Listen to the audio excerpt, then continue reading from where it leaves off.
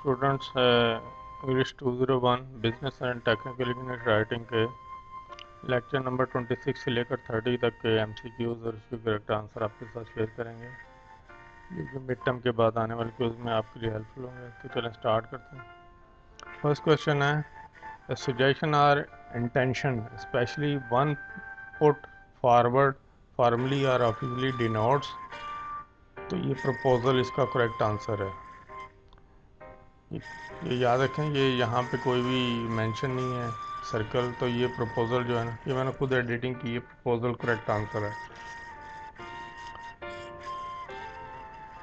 Next question है progress reports can be structured in dash.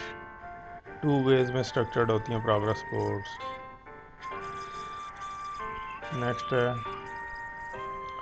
In your proposal you ask decision makers to invest some resources. Invest answer है।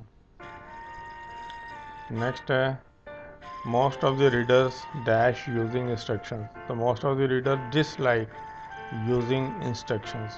Dislike answer है।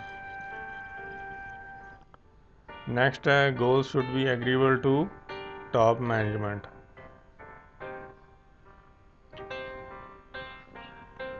Choose the statement that shows the correct meaning of the following idiom. To lead someone up to the garden. तो इसका correct ये answer है to give directions.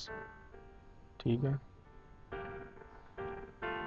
Next है you can increase the effectiveness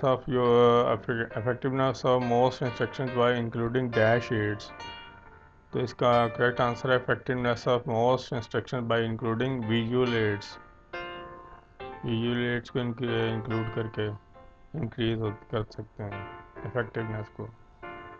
next है it is customary to end a feasibility report by answering the decision makers question। तो ये true है। Next है in most feasibility studies writer organize